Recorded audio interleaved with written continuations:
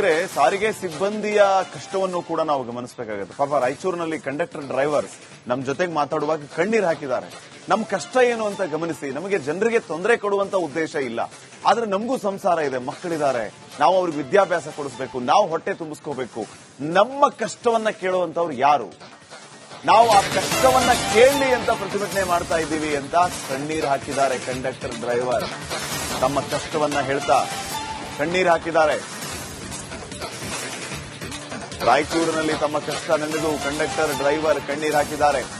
Republic Kannada ಜೊತೆಗೆ ಮಾತನಾಡ್ತಾ ಸಿಬ್ಬಂದಿ ಕಣ್ಣೀರಿಟ್ಟಿದ್ದಾರೆ. ಪ್ರತಿಯೊಂದು ದುಬಾರಿಯಾಗಿದೆ, ಜೀವನ ಕಷ್ಟ ಆಗಿದೆ, ಮಕ್ಕಳ ವಿದ್ಯಾಭ್ಯಾಸದ ಖರ್ಚನ್ನ ಹೊಂದೋದಕ್ಕೆ ಪರದಾಡ್ತಾ ಇದೀವಿ ನಾವು. ನಮ್ಮ ಹಣ ನಮಗ್ ಕೊಡಿ, ನಾವೇನು ಹೆಚ್ಚು ಕೇಳ್ತಾ ಇಲ್ಲ, ನಮ್ಮ ಹಣ ನಮಗ್ ಕೊಡಿ ಅಂತ ನಾವು ಕೇಳ್ತಾ ಇದೀವಿ. ಅದನ್ನೂ ಕೊಡ್ಲಿಲ್ಲ ಅಂತಂದ್ರೆ ಹೀಗೆ ಮನೆಯಿಂದ ಆಚೆ ಹೋದ್ರೆ 1000 ರೂಪಾಯಿ ಬೇಕು. ಏನ್ ಮಾಡೋಣ ನಾವು? ಪಾಪ ನೋಡಿ ಅವ್ರ ಕಷ್ಟ. ನೋಡ್ಕೋಬೇಕು. ಎಲ್ಲ ದುಡ್ಡೇ ಬಂದಿವಿ ಸರ್. ನಾನು ದುಡಿಮೆ ಒಂಥರ ರೈತನ ತರ ನಾನು ಜನಗಳು ರೆಸ್ಪಾನ್ಸ್ ನಾನು ನೋಡ್ಕೋಬೇಕು. ಬೇಡ ನಮಗ್ ನಮ್ಗೆ ಹೋಗಿ ಕೇಳೋದೇ ಯಾರು ಕೇಳೋದು ಯಾರು ಸರ್? ಬೇಕಲ್ಲ ನಾವು ಮಾಡ್ಬೇಕೇನು ಹೇಳಿ ಸರ್? ನಮ್ಗೆ ಹೋಗಿ ಕೇಳೋರು ಯಾರು? ನಮ್ಮ ಆಫೀಸರ್ ಹೇಳ್ತಾರೆ ಹೋಗ್ಲೇಬೇಕು, ಕಂಡೀಷನ್ ಬರ್ತಾರೆ. ಆಯ್ತು, ಪರವಾಗಿಲ್ಲ. ಸಾಹೇಬ್ರು ಹೇಳಿದ್ಮೇಲೆ ನಾನು ಹೋಗ್ತೀನಿ. ಅವ್ರು ಯಾವತ್ತಿಗೂ ನಮ್ಮ ಸಾಹೇಬ್ರಿ ಅವರು, ಬಟ್ ಅವ್ರಿಗೆ ಪ್ರೆಷರ್ ಬೇರೆ ಇರ್ತದೆ ಸರ್. 24ರಿಂದ ಹೊಸ ವೇತನ ಪರಿಷ್ಕರಣೆ ಆಗಬೇಕಾಗಿತ್ತು. 24ರಿಂದ ಅದು ಕೊಡ್ತಾ ಇಲ್ಲ.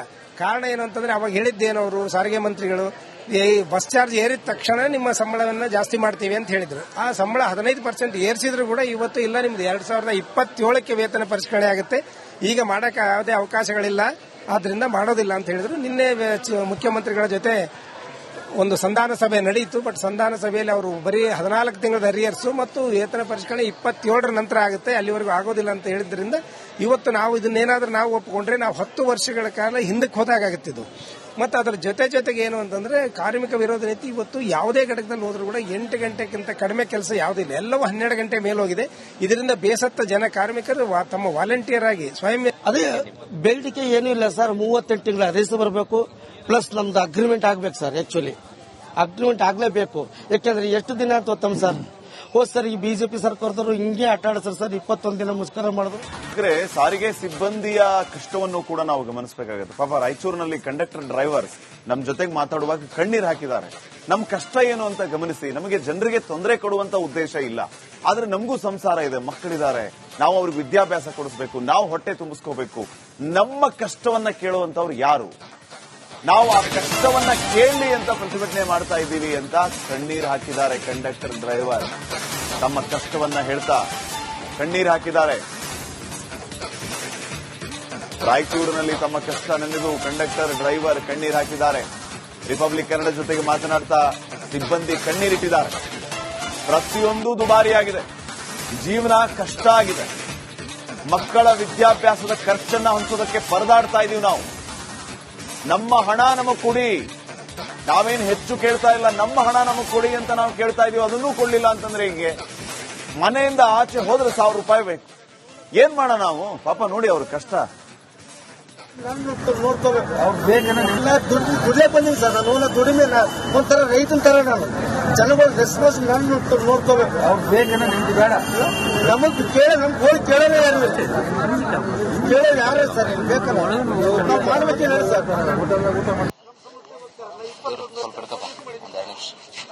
ನಮ್ಗೆ ಹೋಗಿ ಕೇಳೋರು ಯಾರು? ನಮ್ಮ ಆಫೀಸರ್ ಹೇಳ್ತಾರೆ ಹೋಗ್ಲೇಬೇಕು, ಕಂಡೀಷನ್ ಬರ್ತಾರೆ. ಆಯ್ತು, ಪರವಾಗಿಲ್ಲ. ಸಾಹೇಬ್ರು ಹೇಳಿದ್ಮೇಲೆ ನಾನು ಹೋಗ್ತೀನಿ. ಅವ್ರು ಯಾವತ್ತಿಗೂ ನಮ್ಮ ಸಾಹೇಬ್ರಿ ಅವರು, ಬಟ್ ಅವ್ರಿಗೆ ಪ್ರೆಷರ್ ಬೇರೆ ಇರ್ತದೆ ಸರ್.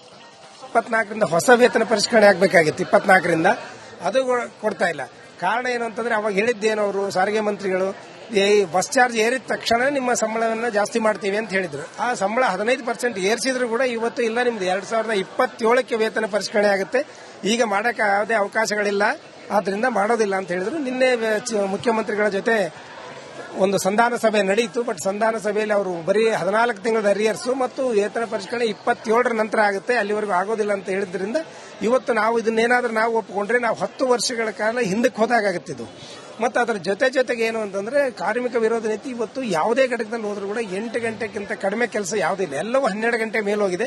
ಇದರಿಂದ ಬೇಸತ್ತ ಜನ ಕಾರ್ಮಿಕರು ತಮ್ಮ ವಾಲಂಟಿಯರ್ ಆಗಿ ಸ್ವಯಂ ಅದೇ ಬೇಡಿಕೆ ಏನೂ ಇಲ್ಲ ಸರ್. 38 ತಿಂಗಳ ರೇಸ್ ಬರಬೇಕು, ಪ್ಲಸ್ ನಮ್ದು ಅಗ್ರಿಮೆಂಟ್ ಆಗ್ಬೇಕು ಸರ್. Actually agreement ಆಗ್ಲೇಬೇಕು. ಯಾಕೆಂದ್ರೆ ಎಷ್ಟು ದಿನ ಅಂತ ಗೊತ್ತಮ್ಮ ಸರ್, ಹೋದ್ ಸರ್ ಈ ಬಿಜೆಪಿ ಸರ್ಕಾರದವರು ಹಿಂಗೆ ಆಟ ಆಡಿಸ್ತಾರೆ ಸರ್. 21 ದಿನ ಮುಷ್ಕರ ಮಾಡುದು. ಸಾರಿಗೆ ಸಿಬ್ಬಂದಿಯ ಕಷ್ಟವನ್ನು ಕೂಡ ನಾವು ಗಮನಿಸಬೇಕಾಗುತ್ತೆ. ಪಾಪ ರಾಯಚೂರಿನಲ್ಲಿ ಕಂಡಕ್ಟರ್ ಡ್ರೈವರ್ ನಮ್ ಜೊತೆಗೆ ಮಾತಾಡುವಾಗ ಕಣ್ಣೀರ್ ಹಾಕಿದ್ದಾರೆ. ನಮ್ ಕಷ್ಟ ಏನು ಅಂತ ಗಮನಿಸಿ. ನಮಗೆ ಜನರಿಗೆ ತೊಂದರೆ ಕೊಡುವಂತ ಉದ್ದೇಶ ಇಲ್ಲ, ಆದ್ರೆ ನಮಗೂ ಸಂಸಾರ ಇದೆ, ಮಕ್ಕಳಿದ್ದಾರೆ, ನಾವು ಅವ್ರಿಗೆ ವಿದ್ಯಾಭ್ಯಾಸ ಕೊಡಿಸಬೇಕು, ನಾವು ಹೊಟ್ಟೆ ತುಂಬಿಸ್ಕೋಬೇಕು. ನಮ್ಮ ಕಷ್ಟವನ್ನ ಕೇಳುವಂತವ್ರು ಯಾರು? ನಾವು ಆ ಕಷ್ಟವನ್ನ ಕೇಳಲಿ ಅಂತ ಪ್ರತಿಭಟನೆ ಮಾಡ್ತಾ ಇದ್ದೀವಿ ಅಂತ ಕಣ್ಣೀರು ಹಾಕಿದ್ದಾರೆ ಕಂಡಕ್ಟರ್ ಡ್ರೈವರ್. ತಮ್ಮ ಕಷ್ಟವನ್ನ ಹೇಳ್ತಾ ಕಣ್ಣೀರು ಹಾಕಿದ್ದಾರೆ. ರಾಯಚೂರಿನಲ್ಲಿ ತಮ್ಮ ಕಷ್ಟ ನೆನೆದು ಕಂಡಕ್ಟರ್ ಡ್ರೈವರ್ ಕಣ್ಣೀರು ಹಾಕಿದ್ದಾರೆ. ರಿಪಬ್ಲಿಕ್ ಕನ್ನಡ ಜೊತೆಗೆ ಮಾತನಾಡ್ತಾ ಸಿಬ್ಬಂದಿ ಕಣ್ಣೀರಿಟ್ಟಿದ್ದಾರೆ. ಪ್ರತಿಯೊಂದು ದುಬಾರಿಯಾಗಿದೆ, ಜೀವನ ಕಷ್ಟ ಆಗಿದೆ, ಮಕ್ಕಳ ವಿದ್ಯಾಭ್ಯಾಸದ ಖರ್ಚನ್ನ ಹೊಂದೋದಕ್ಕೆ ಪರದಾಡ್ತಾ ಇದೀವಿ ನಾವು. ನಮ್ಮ ಹಣ ನಮಗ್ ಕೊಡಿ, ನಾವೇನು ಹೆಚ್ಚು ಕೇಳ್ತಾ ಇಲ್ಲ, ನಮ್ಮ ಹಣ ನಮಗ್ ಕೊಡಿ ಅಂತ ನಾವು ಕೇಳ್ತಾ ಇದೀವಿ. ಅದನ್ನೂ ಕೊಡ್ಲಿಲ್ಲ ಅಂತಂದ್ರೆ ಹೀಗೆ ಮನೆಯಿಂದ ಆಚೆ ಹೋದ್ರೆ 1000 ರೂಪಾಯಿ ಬೇಕು. ಏನ್ ಮಾಡೋಣ ನಾವು? ಪಾಪ ನೋಡಿ ಅವ್ರ ಕಷ್ಟ. ನೋಡ್ಕೋಬೇಕು. ಎಲ್ಲ ದುಡ್ಲೇ ಬಂದಿನಿ ಸರ್. ನಾನು ದುಡಿಮೆ ಒಂಥರ ರೈತನ ತರ ನಾನು ಜನಗಳ ರೆಸ್ಪಾನ್ಸ್ ನಾನು ನೋಡ್ಕೋಬೇಕು. ಬೇಡ ನಮಗ್ ನಮ್ಗೆ ಹೋಗಿ ಕೇಳೋದೇ ಯಾರು ಕೇಳೋದು ಯಾರು ಸರ್? ಬೇಕಲ್ಲ ನಾವು ಮಾಡ್ಬೇಕೇನು ಹೇಳಿ ಸರ್. ನಮ್ಗೆ ಹೋಗಿ ಕೇಳೋರು ಯಾರು? ನಮ್ಮ ಆಫೀಸರ್ ಹೇಳ್ತಾರೆ ಹೋಗ್ಲೇಬೇಕು, ಕಂಡೀಷನ್ ಬರ್ತಾರೆ. ಆಯ್ತು ಪರವಾಗಿಲ್ಲ, ಸಾಹೇಬ್ರು ಹೇಳಿದ್ಮೇಲೆ ನಾನು ಹೋಯ್ತೀನಿ. ಅವ್ರು ಯಾವತ್ತಿಗೂ ನಮ್ಮ ಸಾಹೇಬ್ರಿ ಅವರು, ಬಟ್ ಅವ್ರಿಗೆ ಪ್ರೆಷರ್ ಬೇರೆ ಇರ್ತದೆ ಸರ್. 24ರಿಂದ ಹೊಸ ವೇತನ ಪರಿಷ್ಕರಣೆ ಆಗಬೇಕಾಗಿತ್ತು. 24ರಿಂದ ಅದು ಕೊಡ್ತಾ ಇಲ್ಲ. ಕಾರಣ ಏನು ಅಂತಂದ್ರೆ ಅವಾಗ ಹೇಳಿದ್ದೇನವರು ಸಾರಿಗೆ ಮಂತ್ರಿಗಳು, ಈ ಬಸ್ ಚಾರ್ಜ್ ಏರಿದ ತಕ್ಷಣ ನಿಮ್ಮ ಸಂಬಳವನ್ನ ಜಾಸ್ತಿ ಮಾಡ್ತೀವಿ ಅಂತ ಹೇಳಿದ್ರು. ಆ ಸಂಬಳ 15% ಏರಿಸಿದ್ರು ಕೂಡ ಇವತ್ತು ಇಲ್ಲ, ನಿಮ್ದು 2027ಕ್ಕೆ ವೇತನ ಪರಿಷ್ಕರಣೆ ಆಗುತ್ತೆ, ಈಗ ಮಾಡಕ್ಕೆ ಯಾವುದೇ ಅವಕಾಶಗಳಿಲ್ಲ, ಆದ್ರಿಂದ ಮಾಡೋದಿಲ್ಲ ಅಂತ ಹೇಳಿದ್ರು. ನಿನ್ನೆ ಮುಖ್ಯಮಂತ್ರಿಗಳ ಜೊತೆ ಒಂದು ಸಂಧಾನ ಸಭೆ ನಡೆಯಿತು. ಬಟ್ ಸಂಧಾನ ಸಭೆಯಲ್ಲಿ ಅವರು ಬರೀ 14 ತಿಂಗಳ ಅರಿಯರ್ಸು ಮತ್ತು ವೇತನ ಪರಿಷ್ಕರಣೆ 27ರ ನಂತರ ಆಗುತ್ತೆ, ಅಲ್ಲಿವರೆಗೂ ಆಗೋದಿಲ್ಲ ಅಂತ ಹೇಳಿದ್ರಿಂದ ಇವತ್ತು ನಾವು ಇದನ್ನೇನಾದ್ರೂ ನಾವು ಒಪ್ಪಿಕೊಂಡ್ರೆ ನಾವು 10 ವರ್ಷಗಳ ಕಾಲ ಹಿಂದಕ್ಕೆ ಹೋದಾಗುತ್ತಿದ್ದು. ಮತ್ತು ಅದರ ಜೊತೆಗೆ ಏನು ಅಂತಂದ್ರೆ ಕಾರ್ಮಿಕ ವಿರೋಧ ನೀತಿ ಇವತ್ತು ಯಾವುದೇ ಘಟಕದಲ್ಲಿ ಹೋದ್ರೂ ಕೂಡ 8 ಗಂಟೆಗಿಂತ ಕಡಿಮೆ ಕೆಲಸ ಯಾವುದಿಲ್ಲ, ಎಲ್ಲವೂ 12 ಗಂಟೆ ಮೇಲೋಗಿದೆ. ಇದರಿಂದ ಬೇಸತ್ತ ಜನ ಕಾರ್ಮಿಕರು ತಮ್ಮ ವಾಲಂಟಿಯರ್ ಆಗಿ ಸ್ವಯಂ ಅದೇ ಬೇಡಿಕೆ ಏನೂ ಇಲ್ಲ ಸರ್. 38 ತಿಂಗಳ ರೇಸ್ ಬರಬೇಕು, ಪ್ಲಸ್ ನಮ್ದು ಅಗ್ರಿಮೆಂಟ್ ಆಗ್ಬೇಕು ಸರ್. Actually agreement ಆಗ್ಲೇಬೇಕು.